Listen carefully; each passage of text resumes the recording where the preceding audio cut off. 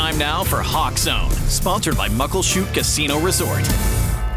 The Seahawks win 16-6 at home against divisional rivals, the Arizona Cardinals. More importantly, they are back in first place in the NFC West. Terry Hollimon joins me in the Hawk Zone to break this one down. All right. What a game. Heck of a game. Incredible game. Tight game for a long time, but the Seahawks held it out and won, came through the W. Did it feel different? They haven't been playing that well at home. Yeah, it did feel a little different. It had kind of a little playoff atmosphere, not just for the fans, but for the players as well. You know, they knew it was at stake. You know, being number one in the conference, big deal for these guys to come out and win. Okay, the defense, they had another dominating performance. What's working for them? Everything's working for them right now. Yeah, my grade, I think the teacher giving them their grade earlier this year put things in perspective for these guys. No, but seriously, they're playing what we call complementary football. The front seven are doing a great job of getting after other teams' quarterbacks. The defensive secondary is doing a great job covering guys. And so they're making it tough on opposing offenses. So these guys have been playing great football. We haven't seen this kind of defense from the Seahawks, in my opinion, since the Legion of Boom.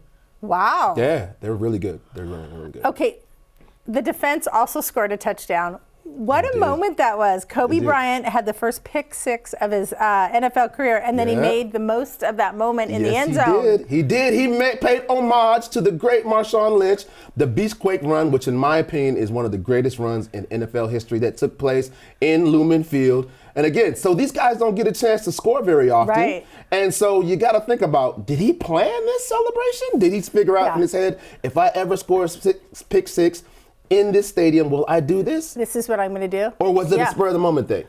I'd love to know. What would you do? Me? I would just go and hand the ball to the ref because I'm old school and I don't want to cause a scene or anything. No, I'm just kidding. I would do the same thing. Like, this is an incredible moment in history, right? Paying homage to the great run that Marshawn made, and I mean, it's a big deal. It was fun, and then I think in our family, we played it back 5 or 6 times. Only? It was only, To do the backwards flip and the Michael Jackson. Yeah. And just kind of cutting that corner of the end zone like that right before he goes in, and then nice. I love that. Love that moment. Okay, the offense didn't play perfectly, but there were some bright spots. Yeah, really, it was tough sledding for them for most of the game. As I said, it was a defensive struggle on both sides for Arizona and for the Seahawks. But fortunately for the Seahawks, they were able to make the plays when it was necessary.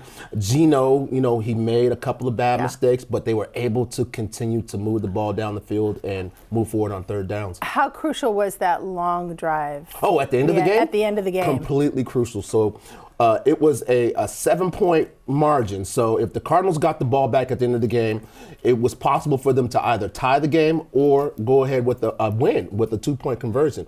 But with a little bit over 10 minutes left in the game, the Seahawks take the ball down for a 9-minute drive. Geno executes this drill perfectly.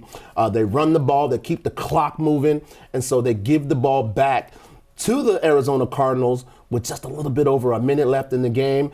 And the kicker for the Seattle Seahawks, Jason Myers, goes and kicks a field goal, so he makes it a 2-point game, a 2-score game. So it was a crucial drive, and they made the most of it.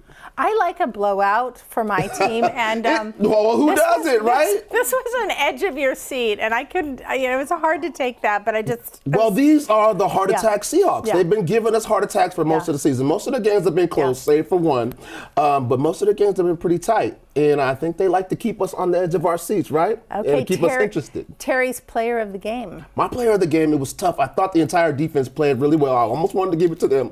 But this guy had a stellar career day. Leonard Williams played out of his mind. This guy had 2.5 sacks. He was in the Arizona Cardinals backfield all day. He had 4 hits on Kyler Murray, which is tough to do because he's rather elusive. And he had 6 solo tackles from the defensive tackle position. So this guy, obviously, he was my player of the game, but I bet if you check the socials, you check online, you check all the media outlets, he's going to be the player of the week in the NFC. For sure. Okay. So the Seahawks have a bit of a shorter week with Thanksgiving, and they have to fly all the way to New York. What do we need to know about Aaron Rodgers and the Jets? Well, the Jets are really a team that's in turmoil right now. It's really like a clown car over there.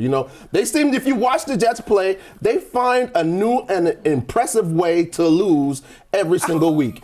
A couple of weeks ago, they fired their head coach. Yep. Aaron Rodgers has been kind of like diva-esque and getting guys fired and moved around. They brought in Devontae Adams, who is probably a Hall of Fame wide receiver when it's all said and done. But he's had his worst year. Yeah. That being said, it is still the NFL, and on any given Sunday, anything can happen. You still have to play. So, again, the Jets are a team that's in turmoil, but like a caged animal that's back against the wall, you don't want to, get up in its face and let them do what they want to do. Could this be a trap game? It could be, now that these Hawks are feeling good and riding high. But I feel like these guys are disciplined and ready to go, and they know what's at stake, and they'll go into New York and come out with a W. All right. You heard it here first on New Day. You did. I think in the Hawk Zone. Personally, I think your grading a couple weeks ago really helped them. I think so too, right? Yeah. Because I know for a fact that the Seattle Seahawks organization keeps the Hawk Zone and New Day on the TVs in the facility all the time. Absolutely. All right. Thanks, Terry. And here's a holiday gift idea for the music lover on your list. Collective Soul is playing at the Muckleshoot Casino Event Center on Tuesday, January 14th. Collective Soul formed during the grunge and alternative rock era and rose to international fame in 1993 with their #1 hit, Shine. Terry, go. Heaven, let your light shine down.